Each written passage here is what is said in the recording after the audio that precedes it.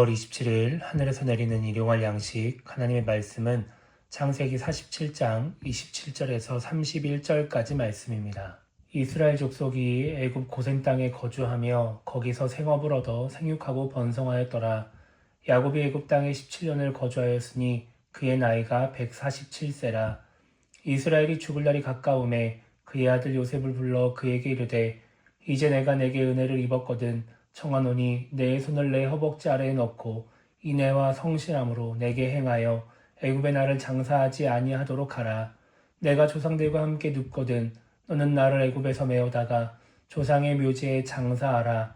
요셉이 이르되 내가 아버지의 말씀대로 행하리이다. 야곱이 또 이르되 내게 맹세하라 하매 그가 맹세하니 이스라엘이 침상머리에서 하나님께 경배하니라. 아멘.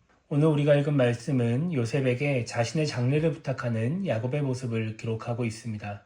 창세기 47장 9절에서 바로를 만난 야곱은 자신의 나이를 130세라고 말을 합니다. 그러니까 130세에 애굽으로 내려간 것입니다. 그리고 오늘 말씀 28절에서는 야곱의 나이가 147세라고 말씀하고 있습니다.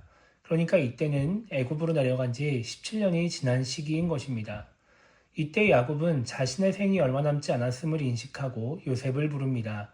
야곱은 요셉에게 자신이 죽으면 애굽에 장사하지 말고 가나안 땅에 있는 조상의 묘지에 장사해달라고 말을 합니다.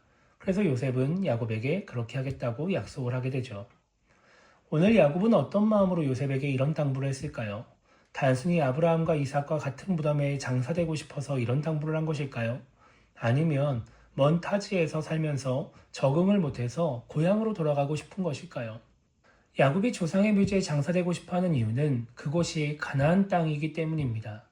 야곱에게 가나안 땅은 하나님이 주시겠다고 약속하신 그 약속의 땅이었기 때문인 것이죠. 창세기 48장에서 야곱은 요셉에게 루스 땅에서 하나님이 주신 그 약속에 대해 말을 해줍니다. 이 약속은 창세기 28장에서 야곱이 받은 것입니다. 야곱이 에서를 피해 삼촌 라반에게 갈 때 하나님은 베델에서 야곱에게 나타나셨습니다. 그리고 야곱에게 이 땅을 너와 내 자손에게 주겠다고 약속하십니다. 그러니까 야곱은 수십 년, 아마도 100년도 더 전에 주어진 이 약속을 계속해서 기억하며 그 약속을 사모하고 있었던 것이죠. 그렇기 때문에 야곱은 하나님이 약속하신 가나안 땅을 그리워하며 죽은 이후에라도 그곳으로 돌아가고 싶어 한 것입니다. 그런데 지금 야곱의 상황을 생각해보면 가나안 땅을 굳이 그리워할 필요가 없어 보이기도 합니다.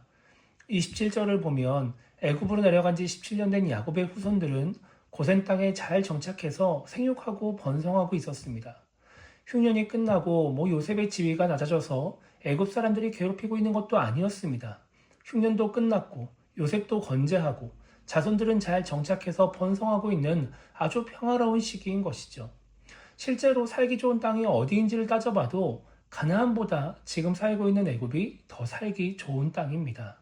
그런데 지금 좋아 보이는 것보다 지금 당장 나에게 유익이 되는 것보다 하나님을 더 생각하고 하나님과 함께하는 것을 더 중요하게 생각하다 보니까 하나님이 약속하신 그 땅을 그리워하게 되는 것입니다.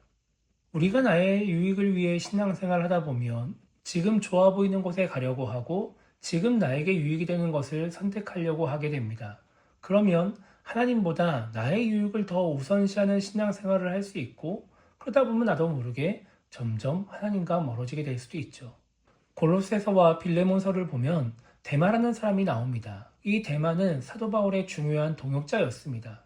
그런데 디모데후서 4장 10절에 보면은 데마는 이 세상을 사랑하여 나를 버리고 데살로니가로 갔고 라는 말씀이 나옵니다. 그러니까 데마가 사도 바울과 함께 동역을 하다가 사도 바울을 떠나서 이 세상을 사랑했기 때문에 사도 바울을 떠나서 데살로니가로 갔다라고 하는 것이죠.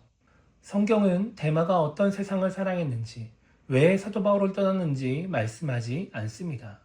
다만 우리가 말씀을 통해 추측을 해보면 데마가 갔다라고 하는 이 데살로니가는 교통의 요지였고 무역이 활발한 살기 좋은 대도시였습니다. 그러니까 무언가 다른 이유가 있는 것이 아니라고 한다면 데마는 살기 좋은 곳에 정착하고 싶은 마음이 있었는지도 모르는 것입니다. 우리는 하나님보다 더 사랑할 만한 것들이 많은 이 세상을 살아가고 있습니다. 이런 세상 속에서 우리가 흔들리지 않고 믿음을 지키기 위해서 우리에게 필요한 것이 무엇일까요? 바로 오늘 야곱의 마음이 아닐까 하는 생각을 해보게 되는 것입니다.